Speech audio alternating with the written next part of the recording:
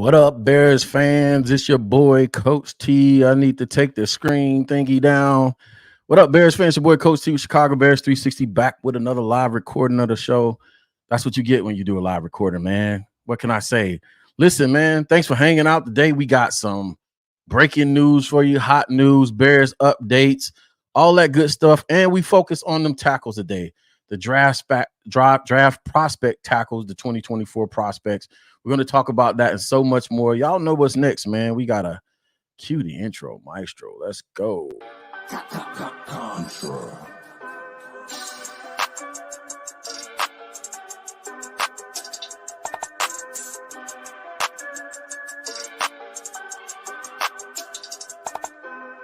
Life like chess, move to pieces, you know I roll in silence. On the road to them Benjis, I fill my teeth with diamonds. I'm high as fuck in the sky, you would've thought I'm pilot. I'm from Chicago, it get ugly, fill the streets with violence. Life like chess, move to pieces, you know I roll in silence.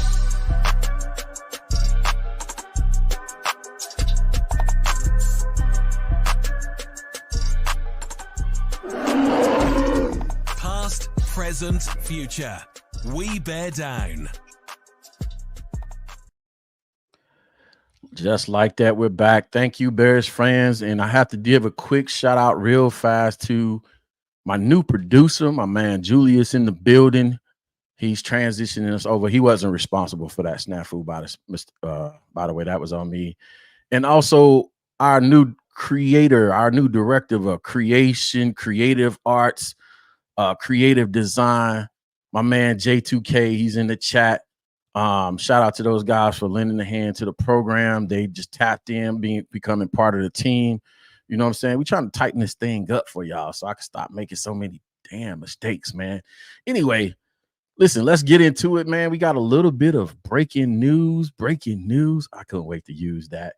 Shout out to my man J2K with the hot graphics in the building. Listen, breaking news, man. The Bears actually made another move in free agency, right? Made another free agency. You signed former Chargers tight end Gerald Everett, a 2-year, $20 million base value deal with a max value up to $14 million. That includes $6.1 million fully guaranteed. If I'm looking at the numbers of this, man, these 2-year deals, right? There's an MO right there going on with Ryan Poles, right?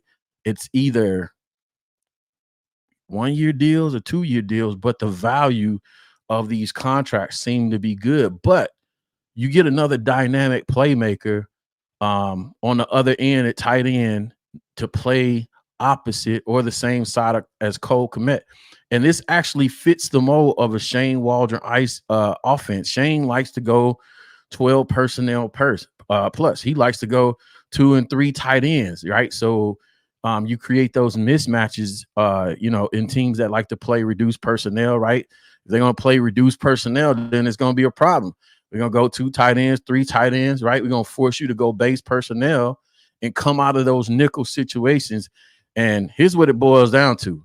You're going to have to be ready to buckle your chin strap and play some hard-nosed football, right? Some smash mouth football, which fits the personality of the city, something we've been calling for the longest in Chicago, to fit the personality of the city, to fit the weather of the city. For however long we're going to play outdoors, why not go 12 plus, 13 plus personnel, run downhill, you know what I'm saying, and make things happen. So, you know what I'm saying, Everett, I think Everett's going to fit more of the U tight end kind of format. You have to go, you don't have your wide tight end and Cole Kmet, who still going to get you about 4 to 6 catches a game, right? But then now you have a guy that can, become a little bit of a matchup nightmare versus linebackers and safeties, because he can get a little bit more sticky out there, you know what I'm saying, in the routes, but still have enough strength, have enough girth, have enough size on him to help you in the run game and to make this mid-zone, inside zone dominant offense a problem. That's what you're looking for. So we're going to be able to still run a lot of those mid zones. Not so much focus from what I'm hearing, focusing on the outside zone as much as the mid zone, right? But having an additional tight end, a game changing tight end in this offense is going to make a difference. So Everett spent time with Chicago. Offensive coordinator Shane Waldron from 2017 to 2021 with the Rams and the Seahawks. Now, if y'all remember, and I didn't look for at tight end. I was looking for a wide receiver. If y'all remember a couple shows back, maybe 3 or 4 shows back, I said keep an eye out for a former Shane Waldron wide receiver, somebody that played with him before, because usually what these offensive coordinators like to do is find a guy that's familiar with that offense so they can be an on-field teacher and help the coaches out, getting people lined up, understand shifts, motions, and all that stuff. It speaks to continuity. It speaks to language. It speaks to the takes that I've been having about Shane Waldron and CMO, Chris Morgan, and Coach Dre, all those guys staying in place to bring about continuity so we can move forward with this offense and keep continuity with Justin Fields and continue and keep it going so we can build a competitive football team. Now, I know everybody's not going to be happy about that, but again, this is Chicago Bears 360. We like to base our football takes off of real football, how football is designed, developed, you know what I'm saying, how you design plays, how you implement or install plays, how you game plan, and how you call plays, right, from a coordinator's perspective. So this all makes sense to me. Shane getting a Shane guy and bringing him in. And watch this, because we're so kind of devoid of we need some wide receivers. I still wouldn't put it past us to find another former Shane Waldron guy that can be effective in the pass game in terms of a wide receiver. So it's still a possibility. We could still go get a guy, perhaps, maybe not a star, maybe somebody that just knows the offense that can help people get lined up and understand the terminology so we can lessen that learning curve for Shane Waldron in that situation right there. Also, the Bears add to the offense.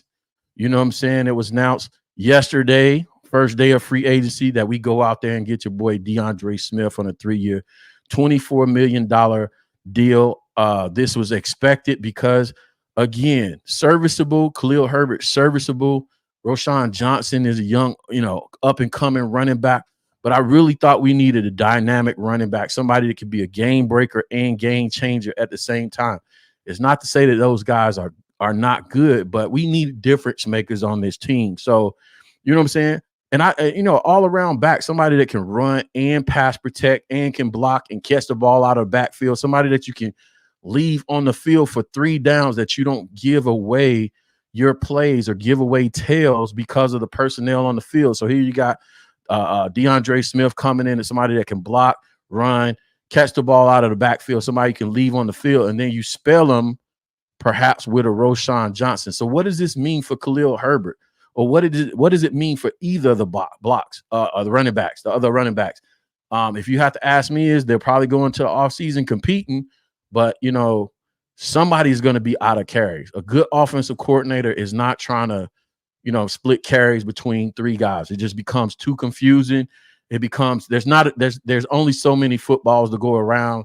There's only so many carries to go around. You want to get about 25 or 30 carries between the running backs, in between them. And if you have Justin Fields taking, 5 to 7 carries a game, hopefully not unlike in the Luke Getsy offense where he's getting 12, 10 plus carries, but you have somebody, racking up that amount of carries, then, we can keep a balanced attack in the run game, and we can set defenses up for deep plays as we go through how we go about, attacking those offenses, right?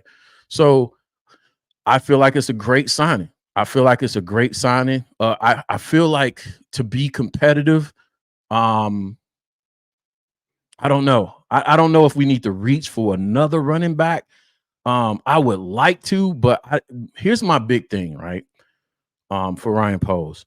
I know a lot of fans are like screaming for Danielle Hunter and for us to, get in the arms race with our NFC North division rivals, but I don't want Ryan opposed to, dirty up the book, so to speak, right? I want them to keep the books clean, instead of making a bunch of, crazy free agent signings and dirtying up his books with bad money. I'd rather him keep the books clean so we build a long-term sustainable winning team. And the way you mess up the books, the quickest way for you to mess up the books is a bunch of bad free agent signings, right? These are all good deals from a money standpoint. I don't think anybody would argue any of these contracts um, are inflated that would put us in trouble. I'll give you an example, right? Um, the Darnell Mooney contract, shout out to Darnell Mooney, got his money from Atlanta. I think it was a 3-year, $39 million deal when Ryan Poles actually offered him, rumored to have offered him $30 million before the beginning of the season. I really believe if Ryan Poles offered Darnell Mooney $30 million, that's what his true value is. Because again, Ryan is not out here, just throwing money around. So, you got to get that. Even the Jalen Johnson deal, Ryan got Jalen Johnson on a 4-year, $19 million per deal.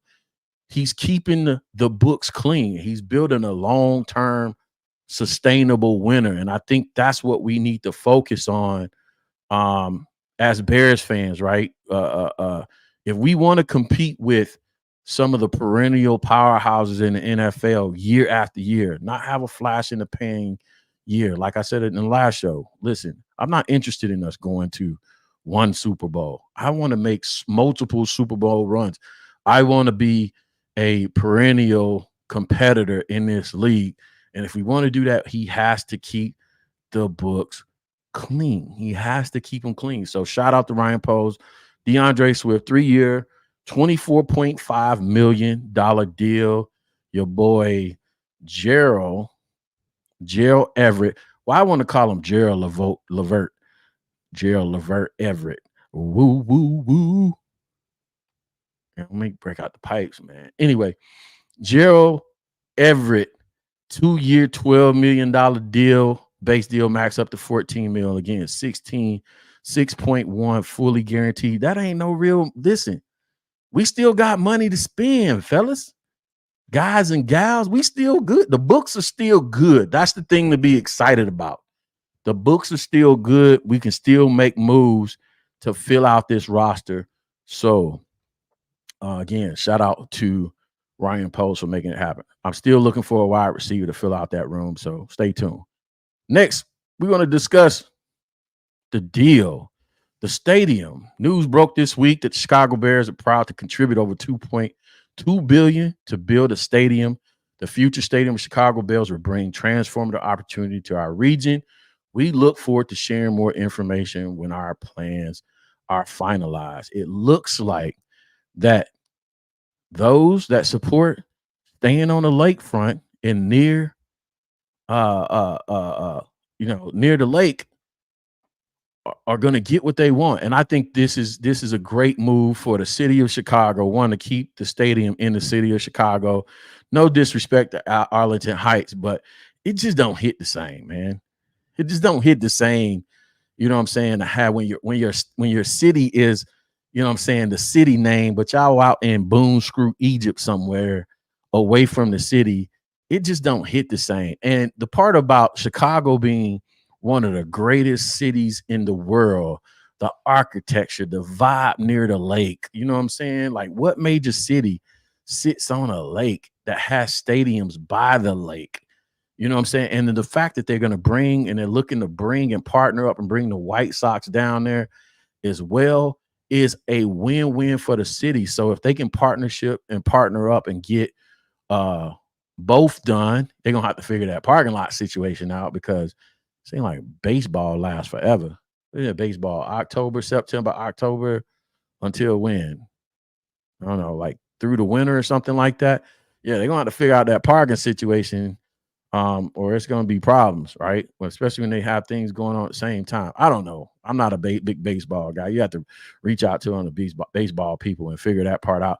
But yeah, I'm excited for this to stay in the city of Chicago. I love when I come to the city, even as is, man, going downtown, going to Soldier Field, you know what I'm saying, soaking up the history, even leaving the stadium, or if you decide to hang out in the area after the game, you know what I'm saying, it's you know what I'm saying, it's hard to compete uh with that scene um down there in the situation. So listen, let's keep the party moving.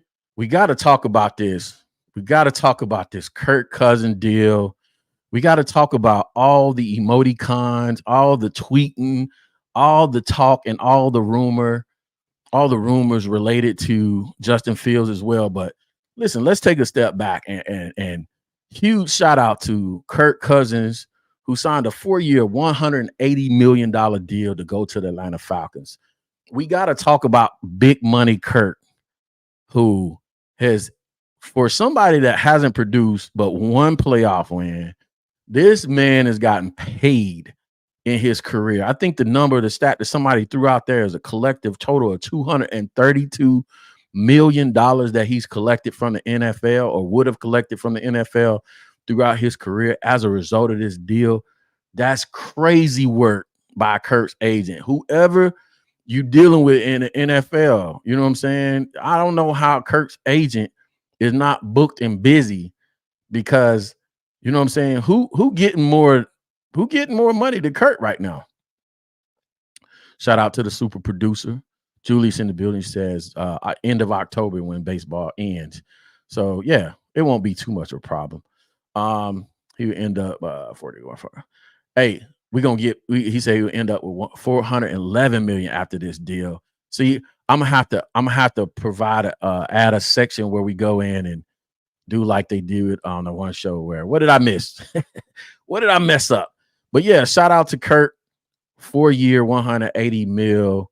After this deal is all said and done, he would have amassed a total of 411 million after all his deals. That's crazy work. Close to $500 million. Now, if anybody should be talking to a team about partial ownership, it should be Kirk Cousins, because he's the only one that's close. 411, you know what I'm saying? You got this guy coming into the league, ain't played it down. He talking about partial ownership. We'll get into that in a minute, because there's a spin part of this. There's a connection. There's a connection here, because Kirk goes to Atlanta, and I thought Justin Fields was going to Atlanta. I thought that was the rumors coming out of the combine in Indianapolis. What happened? Well, what happened was it didn't happen. That's what didn't happen. And you know what I'm saying? It's a logical connection. You know what I'm saying? Justin's from Kennesaw, not Atlanta. Don't get it twisted. You know what I'm saying? Kennesaw is not Atlanta. Shout out to what's her name? To sing the song? Omarosa, whatever her name is. Shout out to her. Amaretta. That song that this ain't Atlanta. You ain't Atlanta. Anyway, and it's, by the way, for the Chicagoans out there that y'all don't pronounce y'all R's, we don't pronounce the T in Atlanta. It's Atlanta. And we don't say Hotlanta. That's how you know you're a tourist. Anyway, yeah, Justin's from Kennesaw. Would have been great for Atlanta fans for him to come home, you know, the reunion and all that other stuff. But let's talk about why perhaps he didn't come home. Let's talk about it. Let's talk about it. And did I load it up? Man, I didn't load it up. Oh, man, I wish I would have loaded it up. Man, I wish I would have loaded up. I got busy before the show. Still didn't load it up. But let's talk about this timeline, because, again, I've been talking about this for weeks. I don't know if anybody was paying attention. Why he didn't end up in Atlanta. Perhaps why people thought he was going to end up in Atlanta. Why people thought he was going to end up in Pittsburgh. But that didn't manifest. That didn't come to pass. Why? Could it be perhaps that Ryan Poles and the Bears brass, the front office, everybody doing their thing as part of Chicago staff, we're floating those stories and rumors, and Atlanta was playing along, anybody was playing along, knowing that he wouldn't end up here in the city of Atlanta? Because what's materializing, you have two factions, you have two theories out there. One theory says that Justin Fields doesn't have the value. 32 teams don't even want him. 32 teams in the NFL, they don't want him. You know what I'm saying? Now you can tell when people reaching because they ignore facts and the details, the nuances. You can tell when people are reaching because they ignore the details. 32 teams don't need a quarterback. Like I mentioned in the last show, 7 teams, 7 or 8 teams did. Of the 17, 7 or 8 teams, they didn't prioritize a player on another team. One team did that. That was New England. New England traded for a player on another team, Mac Jones. So you mean to tell me that some team, New England, if they had the option to trade for Justin Fields, or they had the option to trade for Mac Jones, they would have selected Mac Jones over Justin Fields? Y'all let me know how y'all feel about that in the chat. True or cap? True or cap in the chat. By the way, the super chats are open. The super chats are open. Do me a favor, man. If you can only do $1, do $1 for the super chat, man. We got equipment we getting. We got producers. We got director of creative design. We got team now. We gotta start, you know what I'm saying, hooking our people up on Chicago Bears 360. Do me a favor. Super chats are open. Also, if you're watching it on the playback, man, like, subscribe, share, all that good stuff. Come hang out with us, man. We love to have you. But you mean to tell me if you had the option to trade for Justin Fields or Mac Jones, you trade for Mac Jones? That's the first point I want to make. Right? Was it real? Was it smoke screen? It's all a chess match, man. If you don't play chess, I'm finna bring you into the mind of a chess player. It's all smoke screens. It's floating story. It's colluding with other franchises because people don't take this into consideration. You know what I'm saying? The Bears could be colluding with Atlanta in this whole, yeah, man, you know what I'm saying? We're looking for, hey, Atlanta didn't lie. They looked for a quarterback. They're one quarterback away. In their mind, they were one quarterback away, and none of us thought they were talking about Kirk Cousins. So that plays into the narrative. That helps the Bears out. If you're talking about they're one quarterback away, everybody's thinking Justin Fields, and they're thinking Kirk Cousins the whole time. They ready to break the bank. Well, what about Pittsburgh? Pittsburgh, they had their eyes on your boy the whole time. Russell Wilson getting paid $85 million to transition teams, getting paid by one franchise that, by the way, you know, basically going to pay an $85 million salary for him to go over to Pittsburgh and play for a year for like the league minimum. What's that all about? We'll get back to that in a second. Keep your eyes on Denver, right? But the greatest part of this tape goes back to the Al Breer story, who, for the reading impaired, failed to look at the fine print of that article, which says Williams and his team chose to defer the 30 visit. Why? My question to the audience, for the ones that's not emotionally handicapped, my question to the audience is, why would the Bears choose to move the 30 visit back? Why would they make that their decision to move the 30 visit back? Now, if you notice what's going on around the league right now and not outside the league, is everybody else is doing pro days right about now. I think the Bears are right now in Oregon doing a pro day for the Oregon players, if I'm not mistaken. Let me know up in the background there, super producer, right?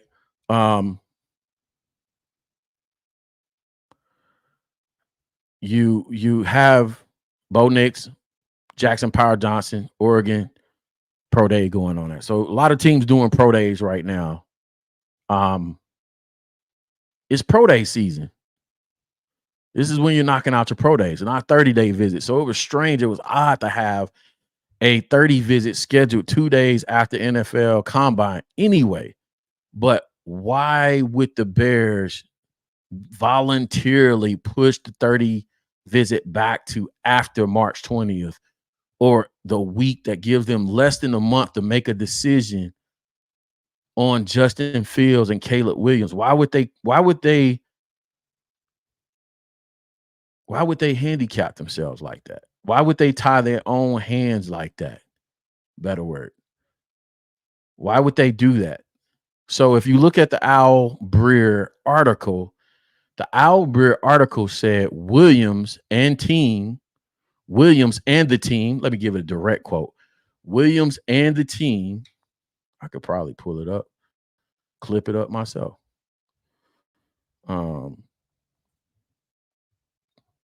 Yeah, look, I start type the first few letters and it came up.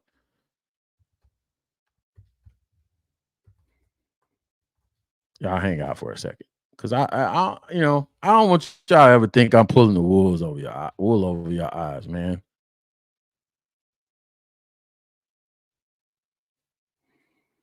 Was that March 4th? He put that article out. It was a Sports Illustrated article.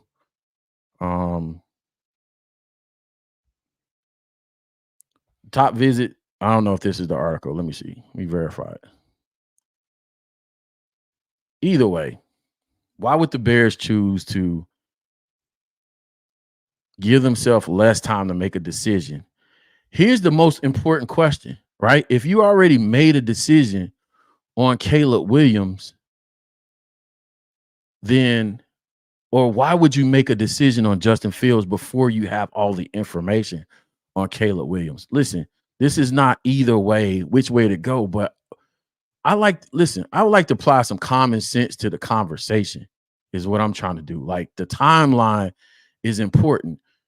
Why would you get rid of an asset and you haven't secured the other one yet? So that's what I want you guys to think about. That's what I want the stands to think about, even though the Caleb stand, because I know, even though I know I can't change you guys' mind, you know what I'm saying? You're gonna feel. You're gonna process this through your feelings. All right. It's not about your feelings, it's about facts. Why would you trade an asset and you haven't secured the other asset? You haven't got all the information you need in a 10-minute visit to secure the new prospect. Perhaps that's one of the reasons why Justin was never on the trading block, because they don't have all the information. That would be irresponsible, negligent. You don't have the medicals. You don't have anything. You haven't seen the kid throw in person, right? You had like a 10-minute conversation, and you're going to make the decision of your whole franchise based off of that. Let's go even further into that conversation now that we got that out the way, right? You're not doing that. That's irresponsible. But let's talk about the chess match and who actually did what, because it said Williams and the team decided to make the move, right?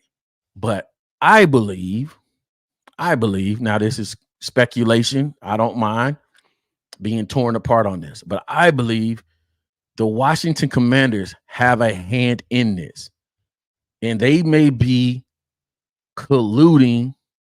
This is speculation, but I'm gonna run with it, because it says Williams and the team chose to. The Bears wouldn't have chose to move that 30 visit back. The earlier they have the 30 visit, the more it is to advantage, because guess what? With time, you lose leverage.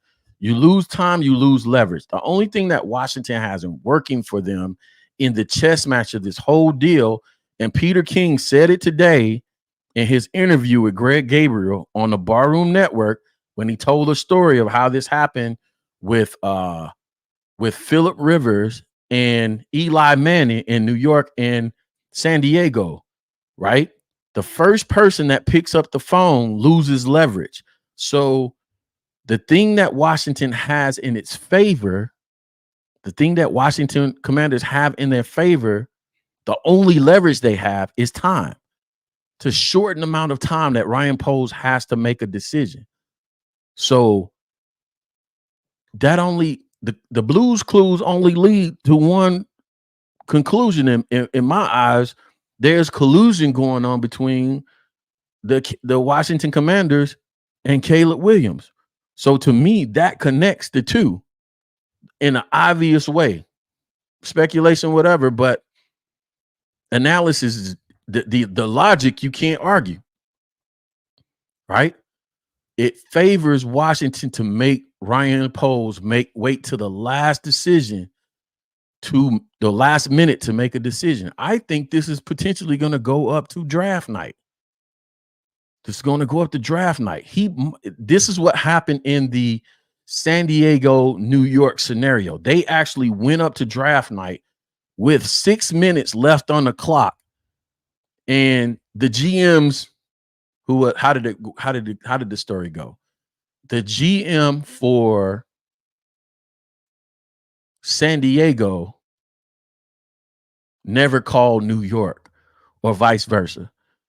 Basically, the guy looking to make the trade was looking for the trade. He was the one picked up the phone first, and he lost leverage, or he would have lost leverage. Either way, you pick up the phone first, you lose leverage.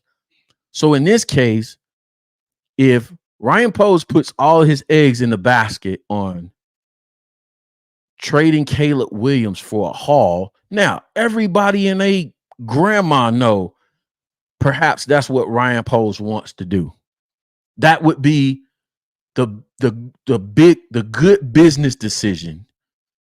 Everybody knows that Caleb Williams is from the DMV area, DC, Maryland, Virginia, all that other stuff. And they would look like heroes to bring a hometown hero home. The only thing that Washington has is leverage is time. So make them sweat it. Make them wait till the last minute. I'm not picking up the phone. We playing a game of chess or chicken, right? And I'm going to make you pick up the phone first and be like, hey, do you want to get something done?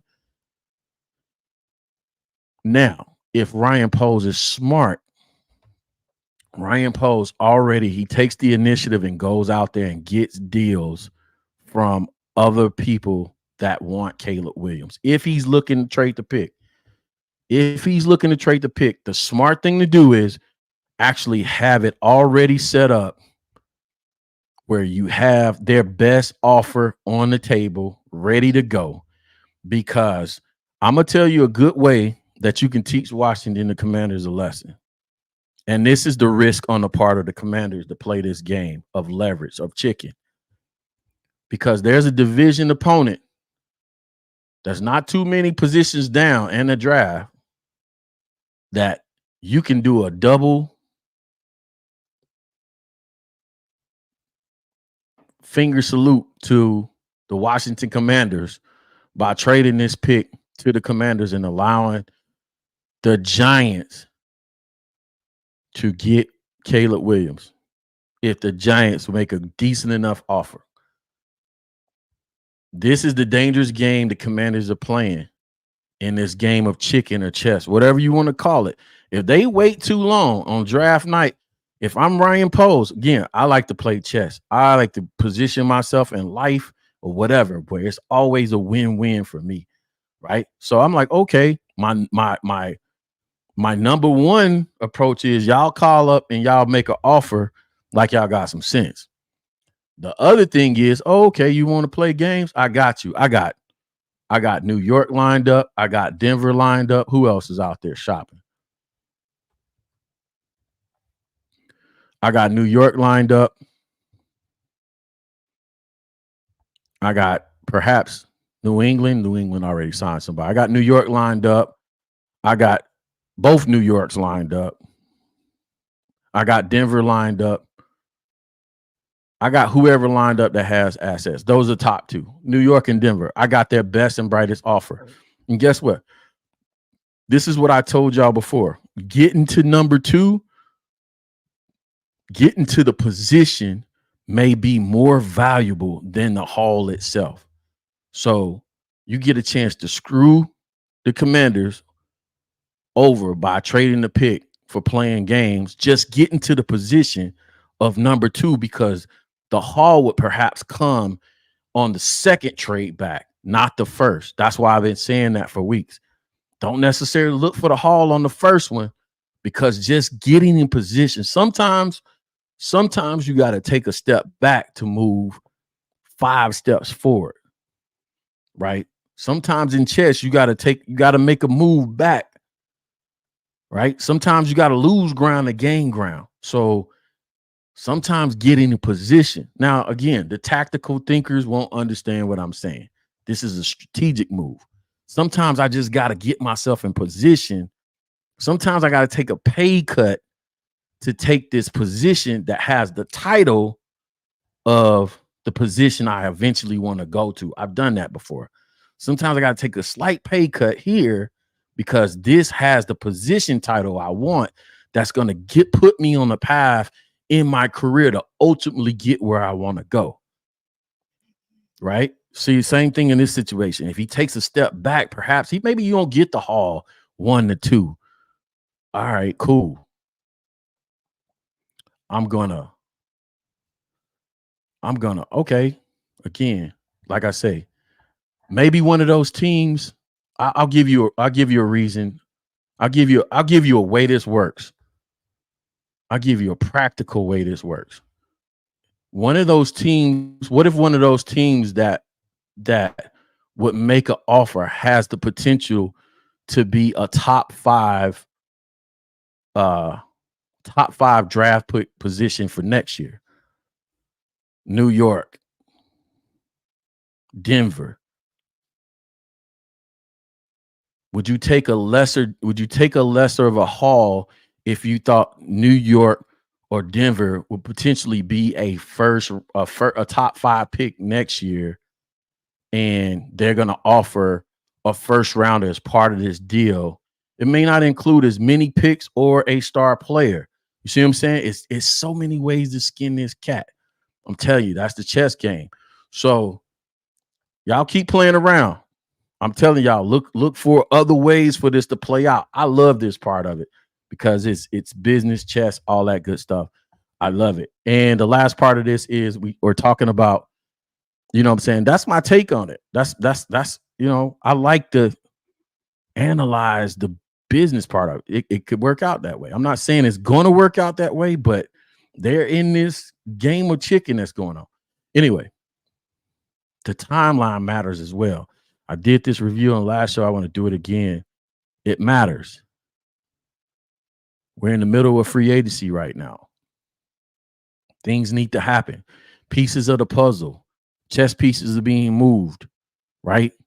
You know what I'm saying? We got to get something done. What happens between now and the time the off-season workouts begin? There's things going on before the draft. What is the suspense date? What is the deadline that Washington is going to play with this thing for? Because if I have New York's deal, Denver's best offer on the table, what day am I Ryan Poles and I say, you know what, Washington, I'm gonna give y'all until this day to make an offer. If y'all don't make I'm telling y'all, watch out for that in the news. Watch out for the report. See if they leak that in somebody's media space that Washington has such and such a day to make a deal, or else. I'm telling you, because if I was gonna, you're using all the pawns out there. The pawns is the media, us, the pawn. See if they don't leak that story out there. Washington got such and such a date to make a deal, or the Bears it's not going to come out like that. It's probably going to be better written than that, but that's the chess game. I'm just telling y'all, bro. Look at it. It's they're playing high stakes chess out here. Either way, man, I appreciate y'all. Thanks for joining the program. It's your boy Coach T with Chicago Bears 360. My man Julius in the background producing the show, and our director of creative design, my guy J2K, is in the chat. We finna slide to the chat. We finna slide to the DM section. You ready? You ready to cue this one up, Julius? I think you in position to cue the DM section up. I'm gonna let you slide us to the DM section.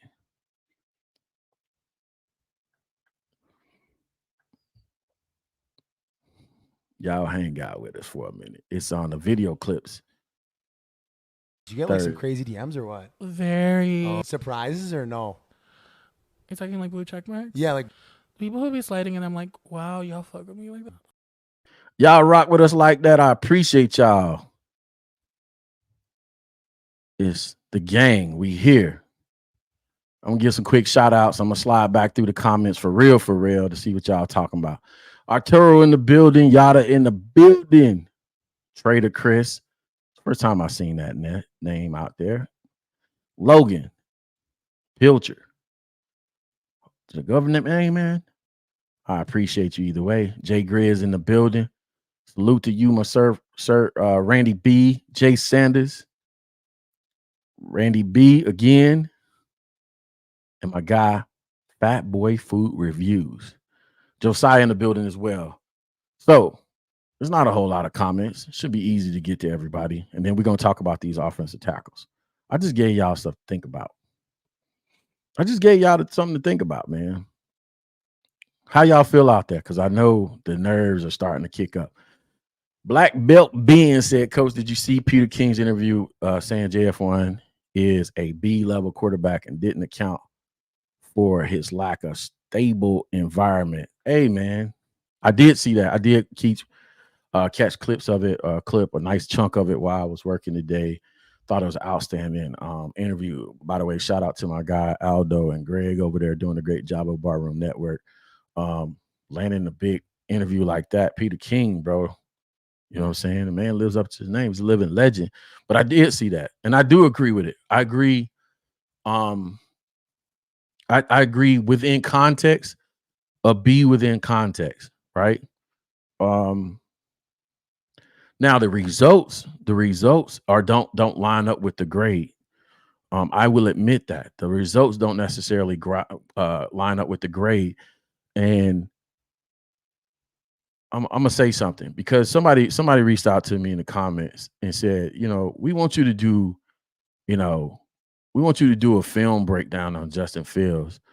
And I'm like, either you are a new follower to the channel, the guy probably already unfollowed. I don't care.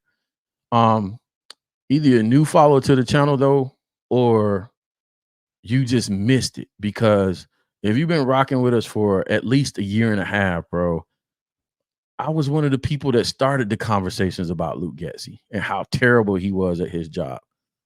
I was probably one of the people that kicked that off, and somebody caught wind of it and it caught fire and took off from there. I've documented Luke Getsy for over a year and a half and just some of the critical, fundamental mistakes he made as an offensive coordinator, right? And so the part that I don't understand about fans, this is the part that I don't understand. It's hard for me to wrap my mind around and conceptualize. How is it that you guys think that it's fair to do an observation of a quarterback when the coordinator who's in charge of setting the plate, making the food and the ingredients of the offense is terrible at his job? He got fired, bro. Do y'all think that was a mistake? This was a year and a half before they fired the cat, bro, that I was doing videos on Luke Getsy being terrible at his job. Almost a year and a half. And you still want me to do a play-by-play breakdown video of Justin Fields? You know what I would do? I would do this is in all fairness, this would be the appropriate time for a highlight reel, because I don't believe in, like, when I do evaluations of people's film and stuff like this for these tackles, right? I don't like looking at highlight reels. I actually try to avoid highlight reels when breaking them down. But the fact that the kid has highlights with a coordinator that was that bad, and again, I don't know if it doesn't register fans. Y'all don't know, or they don't know what actually coordinators actually do and what they're responsible for. It's way more than calling plays on game day. That's the easiest part of the coordinator's job. If all I had to do was call plays on a Friday night, bro, that's easy. That's the easiest part. Picking the play in 24 seconds is the easiest part. The hardest part is on your first day of practice. The first day of practice, coming up with that practice script is the hardest part. And then starting to narrow that practice script down into what eventually becomes your game plan and organizing that practice script in the down and distance situations and getting to that script, getting to that call sheet where all you got to do is go out and execute what you prepared for during the week. That's the easiest part. The hardest part is coming up with that thing. And I don't know what the disconnect is. This is when I start realizing, having these conversations with different fans. Maybe this is why I don't debate with some of them, because I'm like, bro, I can't explain it to you if you haven't been there. It's the most fun part of being a coach, but it's the most exhausting part. It's the hardest part. Game day calling plays is the easiest part. So going back and coming up with a play, doing the breakdown, I'm not afraid of doing that. I can do that with my eyes closed. But I got umpteen videos of me explaining to you why this guy is bad and why the quarterback is in a bad situation and why we should fire him. And at the end of the day, you can't argue with the results, because that's what the organization did. Sorry about that, black belt being. It was long, and you triggered something, bro, about the B-level quarterback. Because again, he's a B-level quarterback within context. Now, if I would have said something, I would have been like, all right, cool. Now, I would have gave him like a C+, because I'm adding in the context. I would add in the context to it and be like, okay, C+. I recognize how much we don't know about Justin Fields as a quarterback. The story it's an incomplete story. And that's the frustrating part from the people that support him standpoint. We believe that we haven't seen all that he can become, the ceiling. The people that don't like him believe this is all he can become, because y'all don't know football schematics and X's and O's. I'm just going to put it plain. And if you feel some kind of way about it, get out your feelings. I'm just going to tell you what it is. It's the truth. I have no reason to lie to you. I want to see what this guy can become with a good coach. And my record's pretty good. Anyway, Black Belt Ben, he said, I don't want Hunter. I want us to draft at the end and let him go. Yeah, I think the way to keep the books clean is we can't go spending crazy money, bro. I like the player. I don't like listen, two people have gotten paid in the last 2 years. Danielle Hunter and Kirk Cousins. Danielle Hunter kind of got some money out there too. So yeah, that's ain't happening, bro. If it happens, but you know what I'm saying? Arturo says, thanks for bringing up the C word. Just like in business, in life, people have connections. They like to help each other out, tit for tat, whatever it is, teams, players, agents. Yeah, man, colluding, bro. They be colluding with each other. I hope that's the word you talking about. You could have typed that, bro. Yeah, but it's petty out there, bro. See, these cats really don't be liking each other too in some circles. So they be like, hey, man, I'm gonna slide this piece of information out there. Y'all run with the story. Y'all have said the Bears didn't push back. Push back on what? They can't. They have no control, Yada. They can't say you gotta do a 30 visit on this day. They don't. What is the pushback? I don't understand that part. They can't make the dude do his 30 visit. He controls the schedule. He's not an employee yet. He ain't under contract. I'm telling y'all listen. I'm telling y'all. This is right here. This, bro, come on, man. I'm just gonna put this up. Bro. I'm telling you, bro. Y'all got okay. Anyway, I'm gonna play the game with y'all, bro. I'm gonna play the game with y'all. This is funny to me. Logan, I hadn't seen you in the chat before, so I'm gonna bring you up, my guy. I appreciate you. You said I'd be shocked if Pose doesn't see Caleb as a big warning flag. He been a handful of all off season, and ain't even in the league yet. Let me leave that up. Listen, man, this is the part that I'm gonna I'm gonna defend Caleb a little bit. I'm gonna defend the Commanders a little bit. Bro, it's a chess match. This is Games of Thrones played out in the NFL. That's all it is, bro.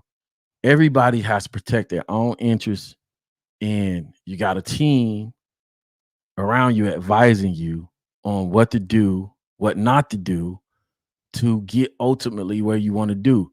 Now, the situation with Caleb is not going to come out and say, I don't want to go to Chicago. Chicago sucks and all this other stuff, because guess what?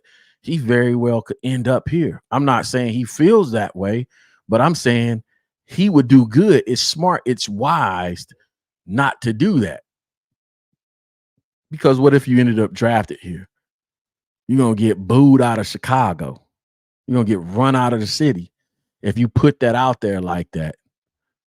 So why would you do that? Why would you hedge your bets and box yourself in by saying that? But you best believe there is some chess playing going on the back end. You know what I'm saying? I know Yada. I know my theories falling on some deaf ears, but like I said, if you listen with your ears, there is nothing wrong with my logic. There is nothing wrong with my logic. Say it, call it what it want, but I'm telling you, there's nothing wrong with my logic. Randy B said, that's what I would do. I would have been on top of that. I wish I had context. That sounded like it was connected to something real. All right, brothers. Listen, I appreciate y'all.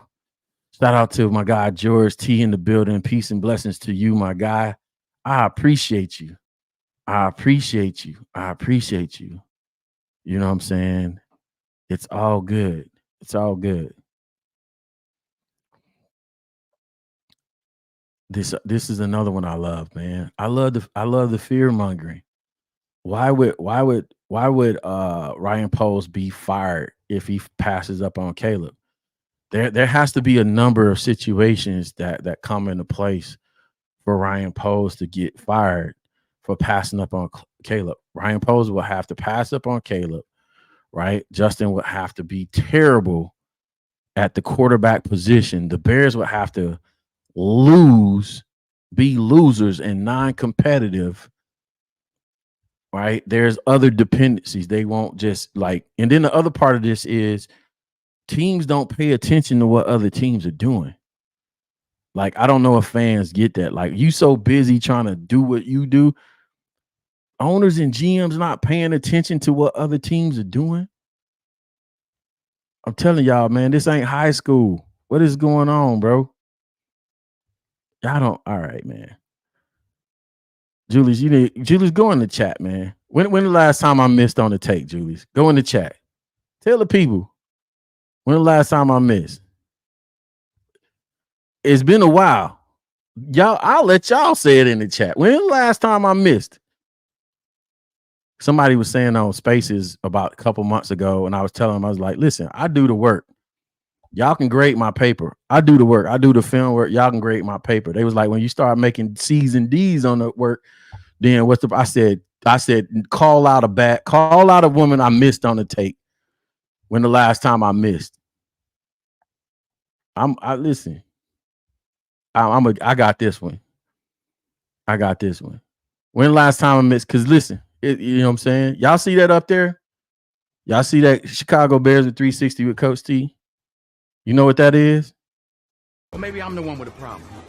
I got a problem because I don't understand why you got to take something that's perfectly good and mess it up. See, that Coach T up there? Brand names mean something. Blue Magic. Brand name. I'm just telling y'all. That's a brand name. It's a brand name. I stand by it. I guarantee it. As my guy Denzel says, I guarantee it. I listen. I don't mind being wrong. I can't wait for y'all to come at my head because it would be, you know what I'm saying? It's a lot of pressure over here. Anyway, I like to get y'all stirred up. It's been a minute, bro. It's been a minute. When it was one, somebody got on my head, bro. It wasn't around Luke Getsy because we got him fired. If I remember, man, I'll let y'all know, man. Let's talk about these tackles. Let's get into it real fast, man. I'm going to give y'all 3. I'm going to talk about the tackles because, you know what I'm saying, there's a lot of debate, a lot of discussion. Ryan passed, Stroud, not kill. Oh, man, you still on the same stuff. Anyway, let's talk about these tackles real fast. I don't even know if I have a lead in. I don't have a drunk uncle for y'all today. Also, by the way, we got Tuesday show. We got Nick Whalen. I want to mispronounce my boy's name. It's a good guy, man. Fellow coach who specializes in air raid offense. I'm going to class that night because I'm not a Nick Whalen. I'm not an air raid, you know what I'm saying, dude. You know what I'm saying? You specialize in different things as a coach. I never took classes in air raid and stuff like that. Conceptually, I understand. I know what it is, but Nick's going to join the show and I get to learn and then I get to pick. You know what I'm saying? We probably get a little back and forth about, you know what I'm saying, how you stop air raid, you know, what's the adjustments and what's the longevity of it? What's the long-term prognosis? And I got a question for him too. Like, why doesn't it translate? Yeah. That's essentially what it is, Joe, by the way. Great comment. You know what I'm saying? It's fast break offense, right? It's fast break offense. 1-2 read, get the ball out, you know what I'm saying? Play fast. It usually goes along with tempo, all that good stuff. But you know, I want to get an expert in here and I want to, you know, not necessarily pick him apart, but I want to talk about philosophically, you know what I'm saying, and think about what I would do to stop it. And also I want to know why it doesn't translate as a full concept into the NFL because I struggle with the concept. I would never, I'm a power guy. I'm a line up, you know what I'm saying, tell you where I'm gonna run the ball, I'm gonna run your ass over. And I'm gonna make you deal with it. I'm gonna force you to put a safety down in the box and play with an 8-man box because I'm running it down your throat, pause so much that you can't do nothing about it. There's no adjustment for we're just bigger, badder, tougher than you are. So I had questions and I got a guy on that can take me to task on the subject. So I'm not always going to be comfortable on here. I'm going to learn something. I'm going to be a student. And I appreciate Nick for joining the show on Thursday. And then after that, next week, man, I might as well give y'all a rundown for a few weeks, right? So after that, you got your man, Greg Gabriel on the show. Gonna join us. OG Greg, you know what I'm saying? You know how he gonna bring that. He gonna bring the funk. He gonna bring the energy. You know what I'm saying? I'm a trigger Greg on purpose just to get him riled up and cussing people out in the chat on purpose because, you know what I'm saying? It's funny to me, bro. People be getting all their feelings about Greg, cussing them out on Twitter X. I think it's the funniest thing. I don't know. The older people going off is comical to me. Anyway, after that, we got your boy Greg Braggs on the show. I think that's the order. Greg Braggs. And then I'm gonna hold a fourth one. Y'all gonna make y'all wait for that one. I'm telling you, it's one of those names out there. It's one of those names you don't want to miss the fourth one. I'm gonna tease that one for a nice little minute. But anyway, real fast. This is what y'all came to the show for. I hear me run my mouth about whatever. Now I'm gonna tell y'all straight up from the front, from the jump. I'm not. Should I chance it? F it, man. F it. I'll clip it out. They got me on my last video, so I'm a tell y'all up front that YouTube, this is a live reaction video. Once again, my live reaction stuff didn't work last time. Hang on a second. Let me cut some volume off of this. My little live reaction hack didn't work last time, and YouTube made me clip up my last kind of film breakdown video talking about players. So, um, but guess what? I want to bring y'all the tape anyway, right? Do I want to start with that guy? No. Yeah, I'll start. I'll start with my guy Fuaga, right? Because he's my guy.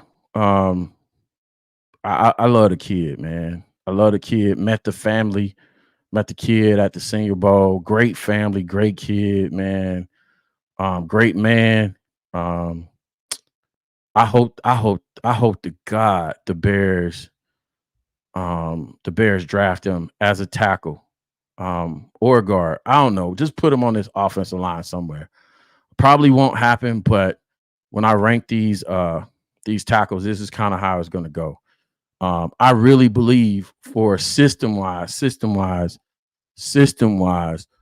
Fuaga is top 2 or 3 tackles on this in this draft. Um, and it's because of his versatility, at least Fuaga. Because of his versatility, he's top 2 or 3 in this draft. And I want y'all to be aware of something. The NFL is changing schematically this way. Mid zone and inside zone is becoming more of the staple with a lot of teams. A lot of teams run outside zone, but Shane specializes in mid zone and inside zone. Yes, he's going to run some outside zone too. And with the mid zone, you try to get a bigger center guard and guards, right? Mid zone, inside zone. You want to get bigger at the center position and guards, and you want more athleticism on the outside for inside, mid zone, and outside zone, more athleticism at the tackle position. And we got that in Darnell Wright. I think Fuaga would be a great addition at the tackle spot, right or left, right? You can put him at right, move Darnell to left, because not only could you run your inside zone, you can run your pin and pull stuff, right? You can run your pin and pull plays. Y'all know what pin and pull, just Google it, YouTube it. Pin and pull, toss sweeps, and then you can run your sweep game because you're more athletic at the tackle position. So for us, I'm not talking about for every NFL team, but for the Bears and what I think we're going to like to do, I wouldn't mind us taking Fuaga and having Braxton Jones as a swing tackle. Now, do I think that's going to happen? It's probably less than likely because Ryan Poles, Ian Cunningham, and Semo like Braxton Jones. But I'm telling you, if I had to rank them, I'm putting Fuaga probably at the number 2 position for a system fit. For a number of reasons. I'll let this play while I talk in the background. Just let it play. Yeah, the kid is just crazy athletic. Like he moves, he has great feet, you know what I'm saying, has great bend in his hips. His hands are great timing with his hands. If you watch the other top two guys, he looks totally different. In movement, hand placement, just athleticism. The kid, you shouldn't move like that at that size. 6'6", about 330, around the same size as Darnell Wright. And like I said, I think we get a good player. And like I said, you can do a lot of things with a guy like this, especially with the screen game. Like I said, pin, pull, toss. Yeah, the outside zone stuff too. The athleticism works well with that. And then you can do some fold stuff, some fold blocks where you have them, tackles folding down. Of course, your counters will go well because you have your guard and your tackle pulling. So as long as you have a guard that can pull well, and you don't have somebody like Fuaga that's more athletic, running up his backside, you can get some stuff done. So if I had to, I'm telling you, if I had to pick a guy, this is my number 1 guy. Newsflash. That's a hot take for you. This is my number 1 guy. But I know everybody out there is going to have him rank 3rd or 4th or something like that. I'm talking about if in the right system, in the right system, Fuaga is going to be crazy. By the way, when I spoke with him at the Senior Bowl, he without prompting, he said, "Man, I didn't even ask him the question." He was like, "Man, I would love to play with Darnell Wright." He was like, "That's one of my guys I look to as an example on how to play the position." He was like, "I would love to play next to Darnell Wright." So I hope Fuaga get his wish, gets a chance to play next to or on the opposite side of Darnell Wright on this offensive line. No disrespect to Braxton Jones, but I just like the kid, man. I like his athleticism. He jumps out on film kind of like not in the same way, but the way he separates himself on film compared to the other guys is similar to that how Tevin Jenkins did when he was coming out, man. So there you have it. And I don't want to mispronounce his name. Talise Fuaga he's my number one guy. I'm gonna put it there. I'm gonna change it up. I was gonna say he's like 2 or 3. I said it before, but no, I'm going on a hot take. I'm gonna call him number 1. Call me crazy. I don't care. I'll be wrong on that stuff. I don't mind. Not a player personnel dude anyway. That's not my stick. I leave that stuff to. There's so many accounts on YouTube that dive into deep details of these dudes, and you know the express movement of them. I'm just giving y'all a macro level opinion of what I think of these guys. The next guy, real fast, man, I'm gonna get into it. I'm gonna put him at number 2 on my list. Number 2 on my list is Joe Alt. I know, coach, you crazy. I know. I want y'all to think about something. Why did SEMO move Tevin Jenkins from tackle to guard? Why did SEMO move Tevin Jenkins from tackle to guard? It was a system thing. It was, hey, we want to run inside zone, right? I need my beef, my girth up the middle. And I need more athleticism on the outside. And here it is, Joe Alt at 6'8", 320 something. The scout report is Joe, he's big, he's massive, he's athletic. But at 6'8", he struggles with bend. Now, I'm gonna tell you, that's kind of a pet peeve of mine when we have 6'8" guys and they scout him and they say he struggled with bending. 6'8" is up there, my dude. Like, I don't know how many 6'8" dudes that that just can, sit, like stool style into a position and punch. So a lot of these taller dudes, they're not going to bend as well. But I don't like that criticism of them. But in the right system, I'll tell you what I think SEMO would try to do with Joe if he were to draft him. And this may sound crazy, but I'm gonna say it anyway.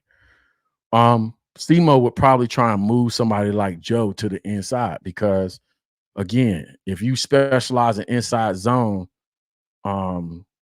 it's more importantly for you to get, gap penetration on the 3 technique on doubles and the 1 technique on the backside on inside zone, that you get movement on the interior. The other thing, the way the league is changing too, is more teams are drafting 1 techniques that can disrupt or collapse the pocket from the inside. So they're starting to move a lot of the girth to the center and guard positions to stop that. That's one of the things, the trends I've been noticing in the last couple years or so. So I might be behind the curve on that one, but definitely something that I've been paying attention to. So I'm just passing the information along. So don't shoot the messenger. I'm just telling you something that the league is switching to, man. Don't know where it came from. Again, I think it was with the advent or the application or the whatever you want to call it of the inside zone. And the last one that I'm gonna do, I'm only doing 3, is an interesting case for me, man, is Olu Fashanu. And I know everybody's anointed him as, that dude. I just have one. I love the dude's energy. I love his violence that he plays with. He plays with a different style and nasty streak Day plays with like that right there. He's gonna finish blocks. I think he's a better run blocker than he is a pass blocker. Um, this would be strange. This would be a strange thing to do if I was a NFL scout. But I would put on like the electric slide or the Cupid shuffle or something like that, and I would ask Olu Fashanu to dance. And this might be, like I said, bro, you do all kind of weird things when you recruiting players and scouting players. I would ask Olu Fashanu to dance.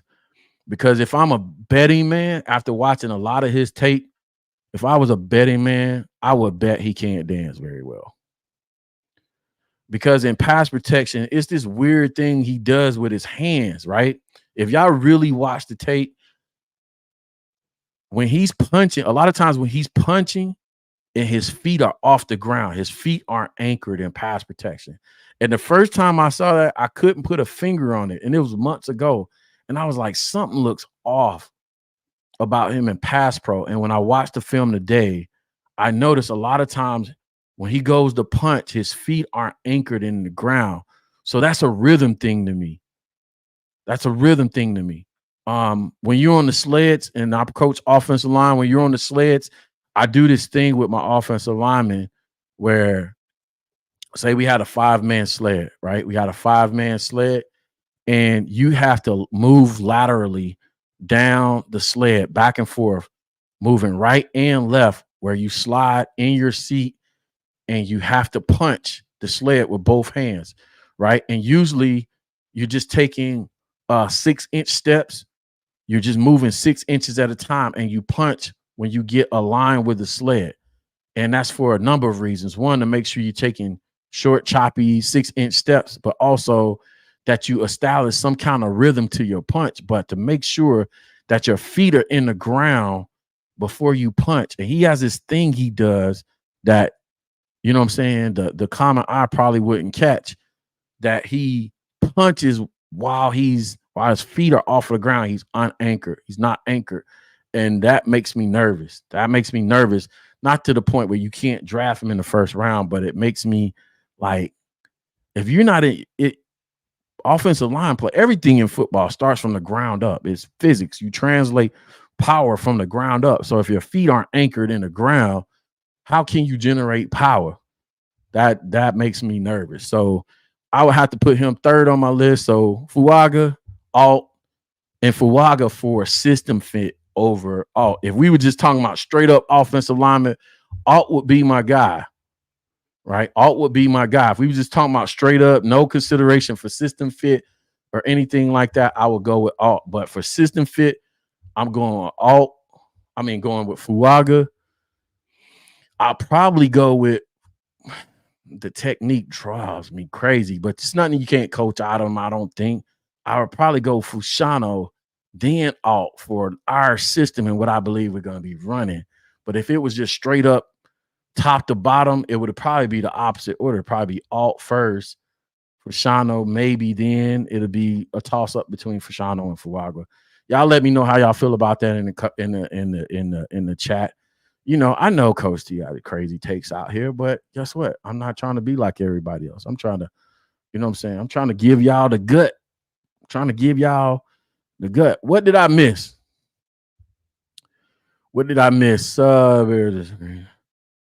Oh, man, we got breaking news. We got breaking news.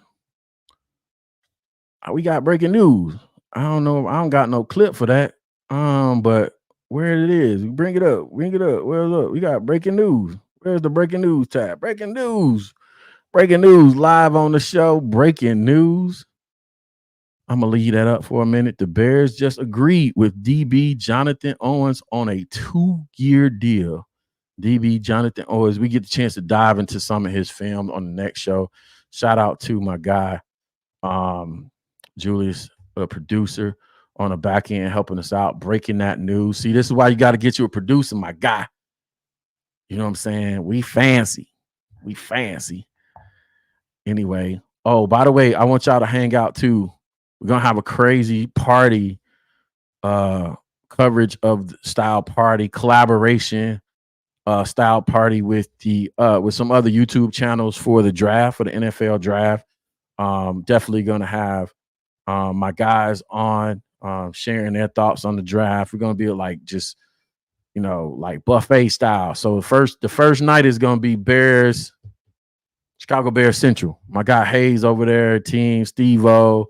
I don't want to leave out no names. The whole game, they're gonna be on the first night collaboration. So we're gonna simulcast all that good stuff. Looking forward to that. Second night, I think it's supposed to be Nomad and team. We still got to confirm that up, but y'all know what it is. So yeah, stand by, hang out. We're gonna get some stuff done. Let's see. By the way, just a reminder, y'all, it's lion season out there in the NFL. Don't believe what they said. What's the saying? Believe half of what you see and none of what you hear. None of what you hear, half of what you see. Whatever the saying is. I think that was who said that? A lot of smoke screens out there. But y'all got to think about the chess match, man. Don't think about things on such a tactical level.